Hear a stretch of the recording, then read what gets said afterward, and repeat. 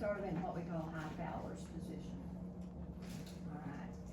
So first of all, I'm going to look overall skin color. Normally, if she had her top off, and had on, you know, the sports bra and everything, I can see the chest, and I would look at the chest for color. So the color is appropriate for her ethnicity. It's uniform throughout. I do not see any pallor. Sometimes you have pallor with difficulty breathing. Don't see any erythema. Do not see any cyanosis. Respiratory effort. Just breathe in and out normally for me. Okay. I don't see that she's using any accessory muscles, which would be the costal areas, which would be in the clavicle area. No nasal flaring. If the nasals were flaring open, that would show that she was having difficulty breathing. So no nasal flaring that I see. All right. And no posturing. In other words, she's sitting up straight, not having to bend over in a tripod position. All right. Respiratory effort. Rise and fall of the chest. So I'll watch the chest to make sure it rises and falls symmetrically and equally, both sides. The costal angle. All right, so Jessica, I'm going to ask you to stand up for me just a minute. All right, so can I pull your top right to there? All right, so you find your patient's ribs, okay? Find where the ribs go down. Put your fingers together.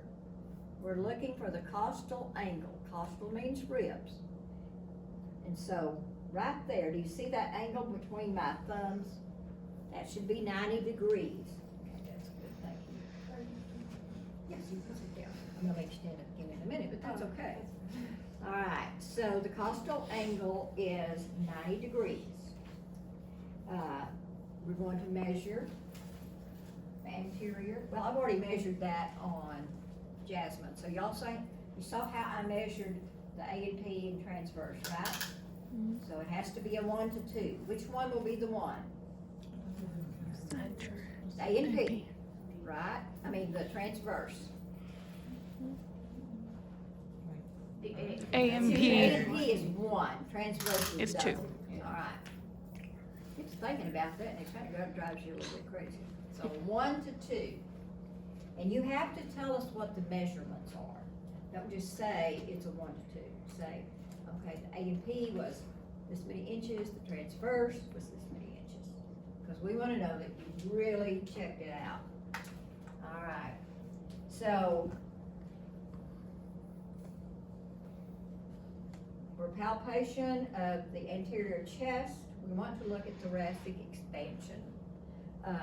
We're just going to kind of watch the chest expand and everything. We don't just put the hands on the chest and feel, but I do need to put it on the back of so if you'll stand up, I'm going to look at thoracic expansion, turn around, all right, and raise your top just a little. Can you hold it right there? All right, so here's where her ribs come down. So I'm gonna put my thumbs together, pinch up a little bit of skin. I'm gonna say breathe in, and breathe out. So thoracic expansion is where your thumbs move apart. Now you can sit that down. Where your thumbs move apart when she inhales. That shows that bilaterally the thorax is expanding like it should. Okay.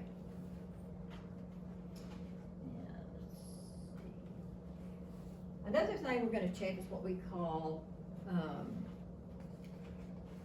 just a minute, got it. We're going to check for tactile fremitus. Tactile means something we're feeling. So I'm going to ask you to lean forward just a little bit. Now, every time you feel my hands on your back, you're going to say 99. Okay?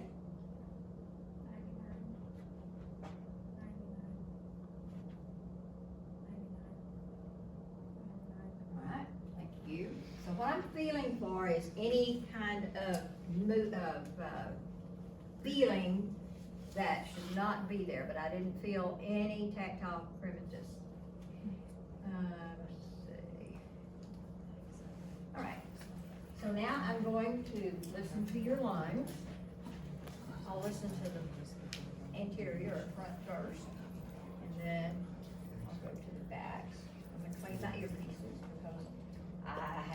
been the only one to use these, but still. More natural.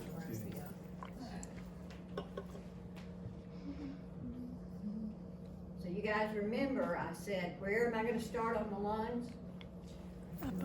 Up above the clavicle. All right. So you just breathe normally, all right?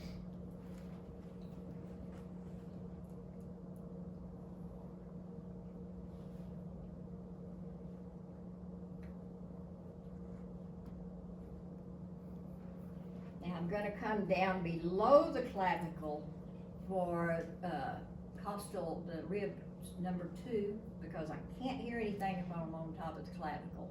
So from that point on, it'll be about every second rib.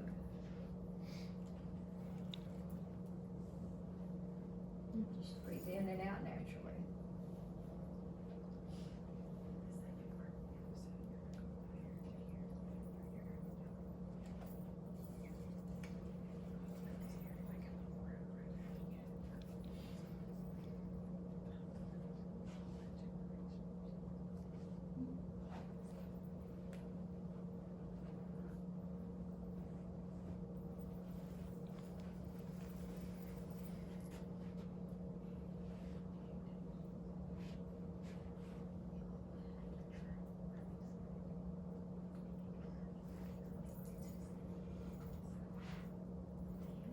You're gonna go down to about the 10th rib. Now, a woman has breasts, right? So you want those breasts raised up. I'm not gonna make you raise your breasts, okay? But when you are doing your exam next week, what you will ask her to do is raise her breast for herself, or if she doesn't do it and you raise the breast, you do it with your hand like this. Just like the wedge of your hand, you go under the breast and raise it up. You're not touching the breast other than that, okay? Now with your elderly people in the hospital, sometimes you've got these elderly ladies that have got the pendulous, kind of heavy breast. So you'll just slide your hand under there and raise that breast up so that you can go ahead and listen where you need to listen, okay? Or next week, just ask your female partner, would you please raise your breast so that I can listen to your chest, okay? All right, so chest sounds were clear bilaterally. I did not hear any adventitious sounds. All right, next thing I'm going to do is the posterior chest. So with that, I'm gonna ask you just to lean forward a little bit with your arms kind of like this, okay? There you go. And that way that opens this up so I can hear everything. Let's start again up at the clavicle. Guess I better put my earpieces in, wouldn't that help?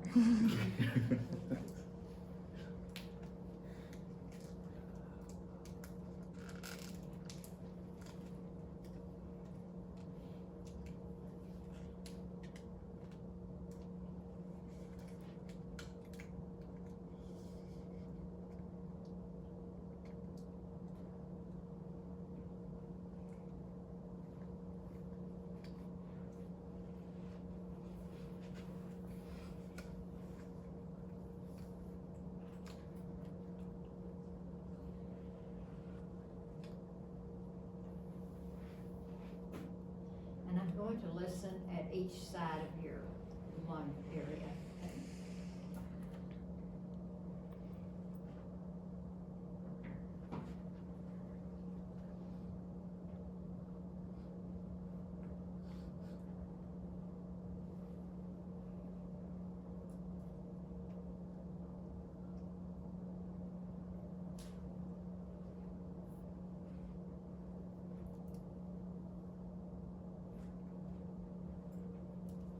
Okay, so posterior and axillary lateral areas of the lungs are clear, no adventitious sounds.